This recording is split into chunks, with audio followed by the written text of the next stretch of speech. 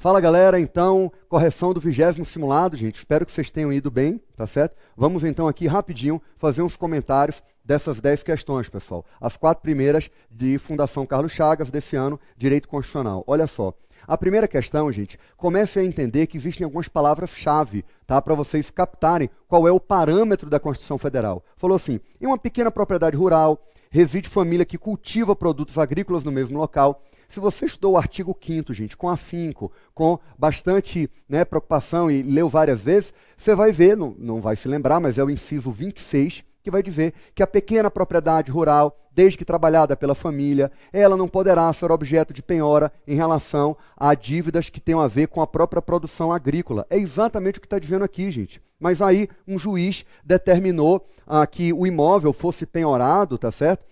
Que houvesse, então, uma penhora do imóvel e o oficial de justiça foi lá cumprir a penhora.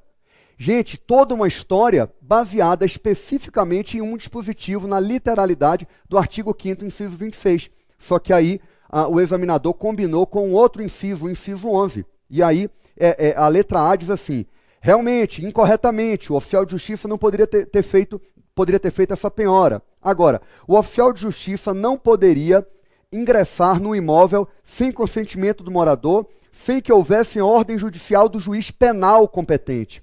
Pessoal, quando você estuda muito a Constituição, você não pode começar a atrapalhar as coisas. No inciso 12 do artigo 5º, a escuta telefônica precisa de ordem de juiz para fins de investigação criminal ou de processo penal. Nesta hora do inciso 12 é que a interceptação telefônica é juiz criminal. A quebra do domicílio, da inviolabilidade domiciliar, que é o inciso 11, não exige juiz criminal. Pode ser um juiz trabalhista, pode ser um juiz civil. Se um patrão deixou de pagar os direitos trabalhistas do seu empregado, ele entra na justiça, o empregado, se ganhar a ação na justiça, o juiz trabalhista vai determinar a penhora de um ar-condicionado, de um aparelho qualquer de propriedade do empregador para pagar a dívida trabalhista. Foi um juiz trabalhista que determinou a penhora em um imóvel, por exemplo, ou algum bem do empregador. Então, diversos juízes, independentemente de ser juiz penal ou não, pode decretar a quebra da inviolabilidade domiciliar. Então, não é a letra A e o correto é a letra B. Incorretamente, não podendo o oficial de justiça, ademais, ingressar no imóvel durante a noite, sem consentimento do morador, para cumprir ordem judicial. Vocês sabem que cumprimento de ordem judicial para invadir um domicílio é durante o dia. Artigo 5º, inciso 11, combinado com o inciso 26, tá? E uma historinha grande, mas era isso aí. Questão 2, gente, então a letra B de bola é a alternativa correta da questão 1. Questão 2, considerando as normas que garantem o direito à igualdade, é incompatível com a Constituição. Aí a questão 2, gente, começa a trabalhar com um mundo de dispositivos da Constituição, tá? Ali entre os artigos 5º e 7º. Aí começa, incentivos específicos para a proteção do mercado de trabalho da mulher. É compatível com a Constituição, não é a que você tem que marcar. É o artigo 7º, inciso 20. Idade mínima da mulher inferior à idade mínima do homem na aposentadoria do serviço público. Isso está lá no artigo 40, parágrafo 1º, vou pegar aqui minha colinha, parágrafo 1º, inciso 3. É isso aí. A letra B tem previsão constitucional. A letra C, prestação alternativa a ser cumprida pelo indivíduo que recusar-se, por motivo de crença religiosa ou de convicção filosófica ou política, a cumprir uma obrigação legal a todos imposta. Isso é compatível com o princípio da legalidade, gente, e da igualdade. Olha, você tem que cumprir a obrigação legal a todos imposta. Mas se você alegar um imperativo de consciência, filosófica, religiosa, política, o artigo 5º, inciso 8, te permite a escusa ou imperativo de consciência de você, em tempo de paz, no caso do serviço militar obrigatório, que o artigo 143 da Constituição complementa essa questão específica do serviço militar obrigatório, mas isso aqui poderia ser um tribunal do júri, que é uma outra obrigação legal a todos imposta. Então, existe pela lei uma obrigação alternativa, você cumpre a obrigação alternativa. E aí, isto não fere a igualdade, tem respaldo na Constituição, tá? A letra D, gente, é aqui, ó que peguinha miserável, tá? É o artigo 5º, inciso 77, tá? Artigo 5º, inciso 77, que vai dizer o seguinte, olha, o habeas corpus e o habeas data são gratuitos. Aí vem aqui, são gratuitos para os reconhecidamente pobres. Isso não tem, né? E aí ainda diz assim, o direito à gratuidade do habeas corpus e do habeas datas apenas aos reconhecidamente pobres. Não é isso que se diz no artigo 5º, tá certo? Então, cuidado com essas gratuidades na Constituição Federal. O artigo 5º, em seus incisos, trazem algumas gratuidades e não confunda as gratuidades, tá? Você tem nascimento e óbito para os reconhecidamente pobres, que é um outro inciso do artigo 5º. Agora, habeas corpus e habeas data é para qualquer pessoa, é gratuito. Então, cuidado com a literalidade do artigo 5º. Letra D de dado é a correta. E a letra E corresponde ipsis literis ao artigo 5º, inciso 31, tá bom? Questão 3 é aquela célebre questão, gente, que eu já falei para vocês, vai cair, é muito provável que caia em sua prova, alguma questão, tá, sobre os artigos 21 a 24 da Constituição Federal, aquelas competências da União, concorrente com os estados e por aí vai. E aí diz, de acordo com a Constituição Federal, a edição de leis em matéria de responsabilidade por dano ao consumidor é de competência, letra A, gente, tá? Concorrente entre União e Estados, cabendo à União estabelecer normas gerais e os Estados a exercer a competência suplementar. Literalidade do artigo 24, esse é um dos temas de competência concorrente previsto no artigo 24. Eu estou fazendo questão, tá, de mostrar para vocês que, seja na lei orgânica do DF, que está ali pelo artigo 15 ao artigo 17 da lei orgânica, seja nesses artigos 21 a 24, gente, é muito provável que uma questão ou de lei orgânica ou de direito constitucional vai cobrar esse pacto federativo ou as competências legislativas da União ou do Distrito Federal, e você tem que estudar esses dispositivos mais do que outros, tá certo? Porque é claro que você tem muitos dispositivos da Constituição Federal para estudar, mas competência federativa é muito importante para o concurso da Câmara Legislativa. Já falei várias vezes, e aí, questão 3, letra A. Questão 4, gente, ela também não é uma questão difícil. O presidente editou medida provisória, aumentou as penas previstas para o crime de furto, alterou regras de processo penal. A Constituição não permite medida provisória sobre matéria penal, sobre matéria de processo, tá certo? A medida provisória teve seus efeitos prorrogados por 60 dias, vindo a ser rejeitada pelo Congresso, o que ensejou sua reedição na mesma sessão legislativa. Considerando essa situação hipotética, o que é que acontece? A medida provisória poderia ter aumentado a pena de furto? Não, porque não pode dispor sobre direito penal, artigo 62, parágrafo 1º da Constituição Federal, gente. 2, poderia ter alterado o processo penal aplicável aos crimes hediondos? Medida provisória não pode dispor sobre matéria processual, está lá no artigo 62, parágrafo 1º também, tá? Inciso 3, poderia ter sido prorrogada pelo prazo de 60 dias? Não faça raciocínios assim, digamos, heterodoxos, gente. Por quê? A Constituição, e eu expliquei várias vezes em sala de aula, na videoaula, que a Constituição, ela traz uma prorrogação automática. 60 dias é prorrogável automaticamente pelo presidente do Congresso, nos termos da Resolução 1 de 2002 do Congresso, só que não há uma análise do presidente do Congresso. Essa medida provisória ela é inconstitucional, não vou prorrogar. Em nenhum momento nós falamos isso. Ao contrário, a prorrogação é automática. Então não faça raciocínio de que essa medida provisória é ridícula, ela nem deveria ter sido prorrogada por 60 dias. A Constituição traz uma prorrogação automática de 60 por mais 60 dias. E foi o que a gente falou exaustivamente nas nossas aulas. Então, ela poderia ter sido prorrogada por 60 dias, tá certo? O inciso 3, o item 3 está correto. E não poderia ter sido reeditada. É verdade.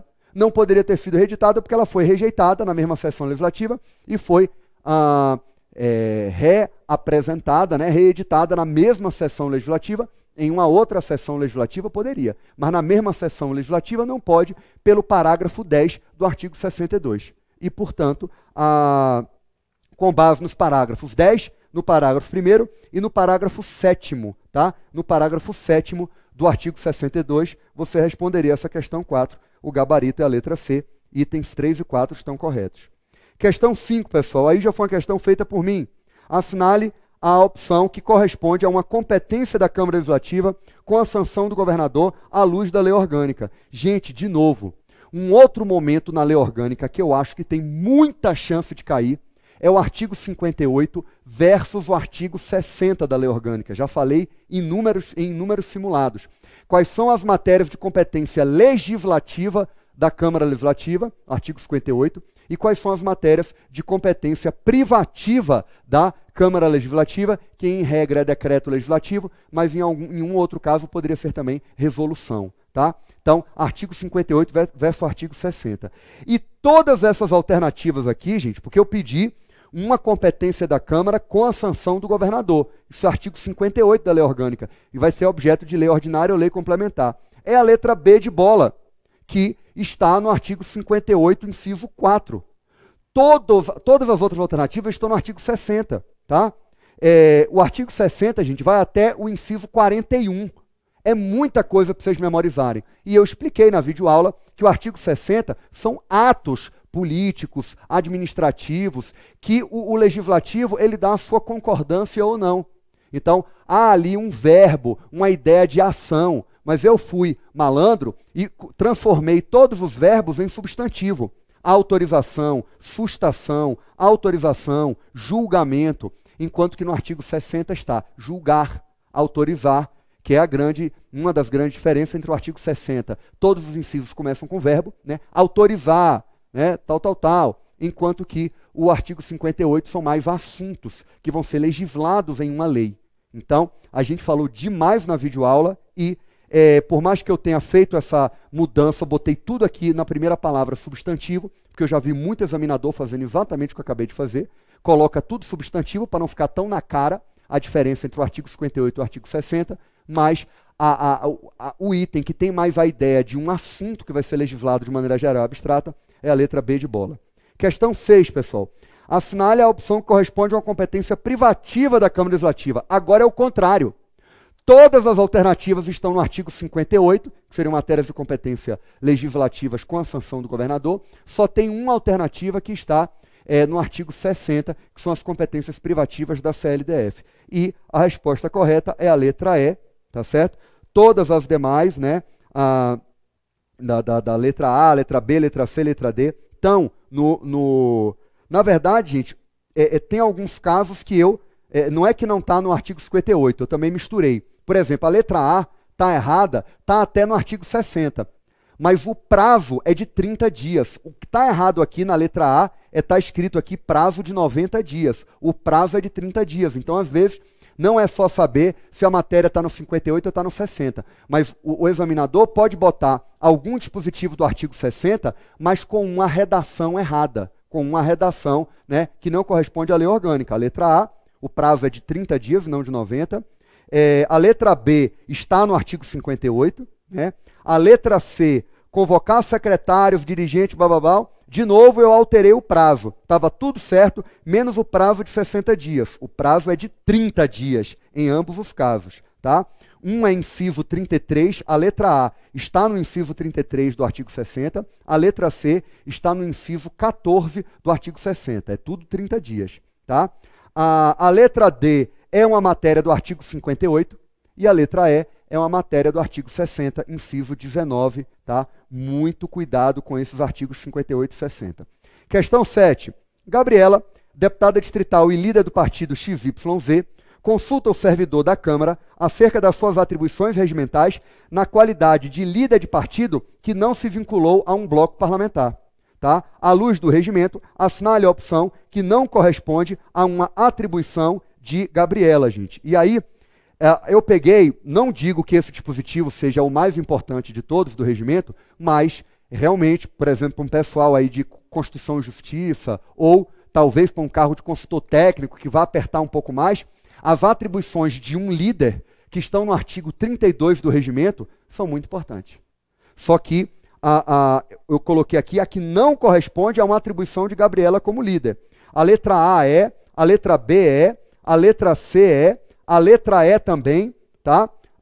Agora, a letra D, tomar parte nas discussões e deliberações da mesa com direito a voto? Não, gente. Pelo artigo 42, inciso 4, a linha B, 42, 4B, você vai ver que na mesa diretora, gente, quem participa tá? São os membros da mesa, com direito a voto, né?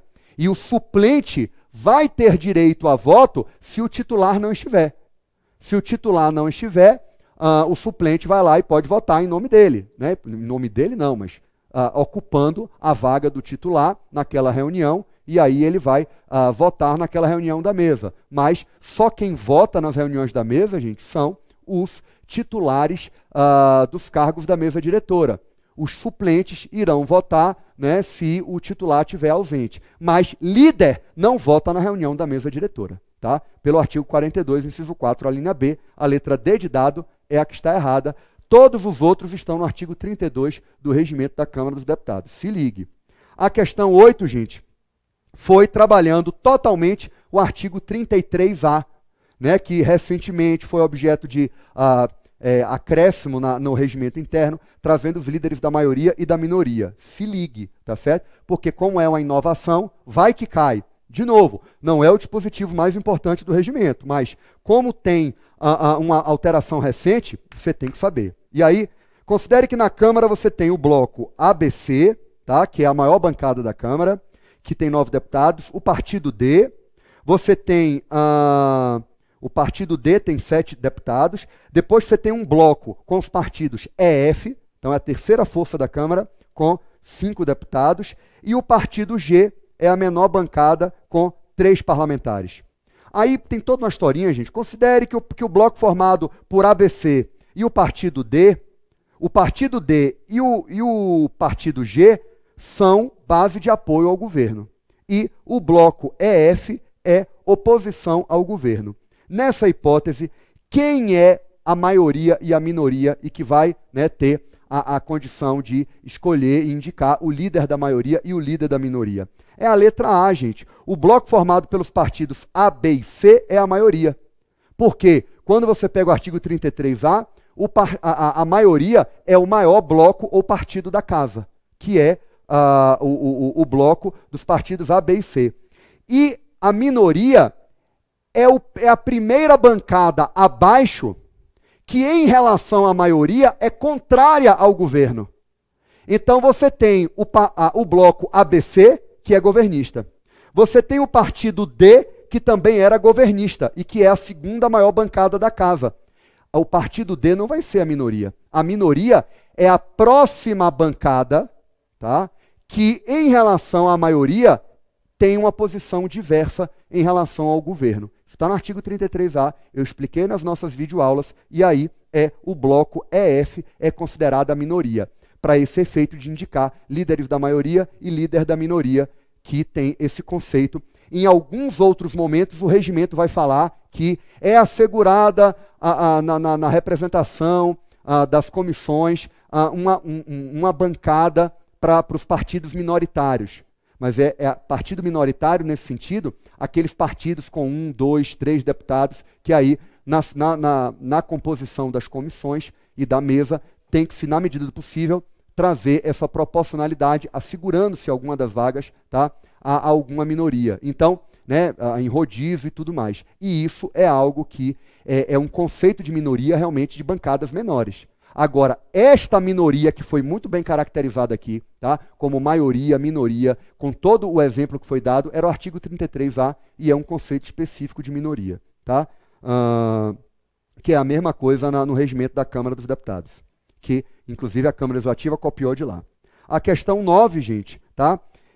Com base na Lei Complementar 13, ó que lindo, assinale a opção que corresponde a uma matéria que depende de manifestação favorável de maioria qualificada. Eu dei até uma chance, ou seja, 2/3. Na prova, o examinador pode não dar essa chance, dizer maioria qualificada. Te vira para você saber que na Lei Complementar 13, maioria qualificada é o quórum de 2/3 de votação.